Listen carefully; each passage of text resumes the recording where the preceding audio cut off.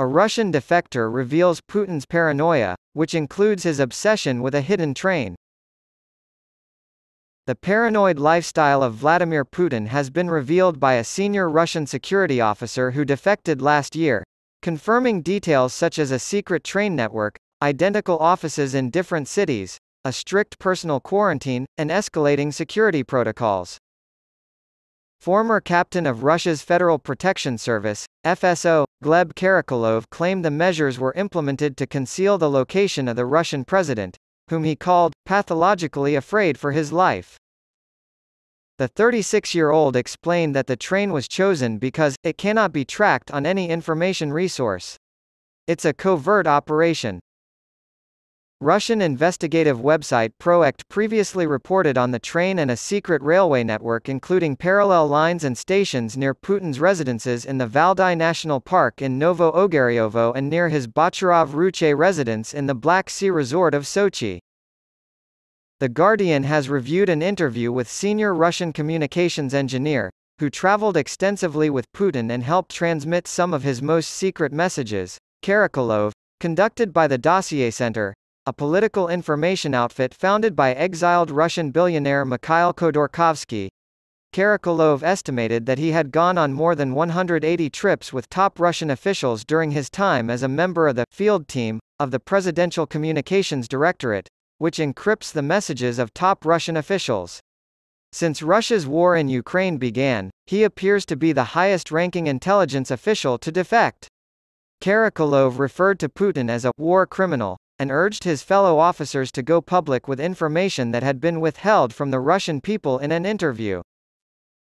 Our president, he said, is out of touch with reality. His residences, which the media have appropriately dubbed bunkers, have become his information cocoon, in which he has spent the better part of the past 2 years. He suffers from a pathological fear of death. He creates a bubble of isolation and secrecy around himself, making it impossible for anyone to get close. He cares only about himself and the people closest to him. A first-hand account of the Russian president's paranoia and sheltered lifestyle, Karakulov described a virtual state within a state that includes firefighters, food testers, and other engineers who accompany Putin on his trips abroad. They refer to him exclusively by his title as the boss, he explained. When Karakulov finally fled to Turkey and then to an undisclosed country in the West in October 2022, he described setting up secret communications for Putin on planes, helicopters, lavish yachts, and even in a bomb shelter at the Russian embassy in Kazakhstan.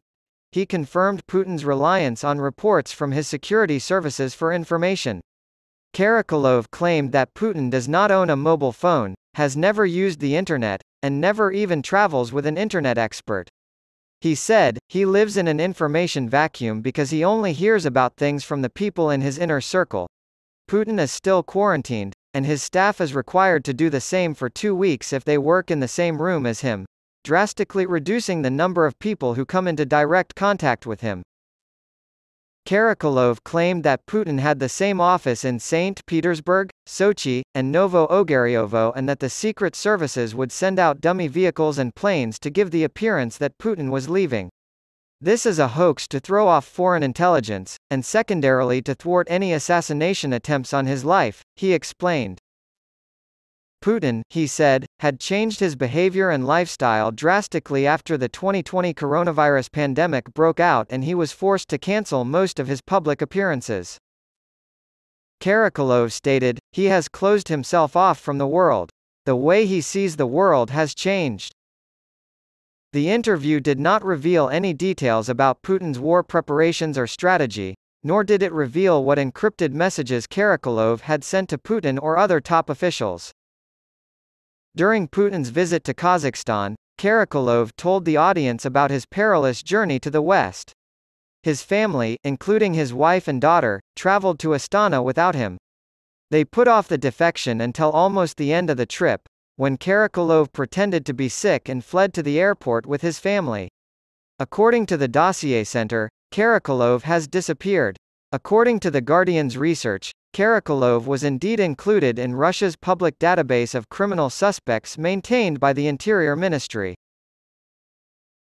He said that he had been against Russia's invasion of Ukraine ever since it began in earnest in February 2022, but that he had waited to convince his wife before making their escape. He claimed he had not communicated with his pro-war parents. Karakulov stated that he had seen no signs that Putin was in poor health, despite the fact that the strict quarantine regime has fueled rumors that Putin may be seriously ill and worried about complications from coronavirus. Guests from Bangladesh, we appreciate your participation. The war in Ukraine has altered the global landscape, and The Guardian has reported on every aspect of it. Since the invasion, our staff on the ground has produced over 5,000 pieces of media despite facing danger and hardship themselves. Since the beginning of Europe's largest war since 1945, our live blog has reported non-stop and in-depth. We've got to stick around for the finale. We know it's important. Can you come along? As we did during the Russian Revolution of 1917, the Ukrainian famine of the 1930s, the dissolution of the Soviet Union in 1991, and the first Russo-Ukrainian conflict in 2014, we will maintain a physical presence in the region. We have a long and distinguished history of covering events across Europe, from war to peace, during our 200 years in business. Nothing will stop us now. Will you join us in making a difference?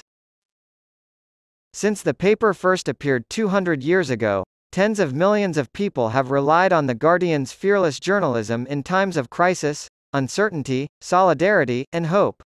Please consider becoming one of the 1.5 million donors from 180 countries who make it possible for us to remain accessible to all and fiercely autonomous. The Guardian is not owned by a corporation or a billionaire, unlike many other publications.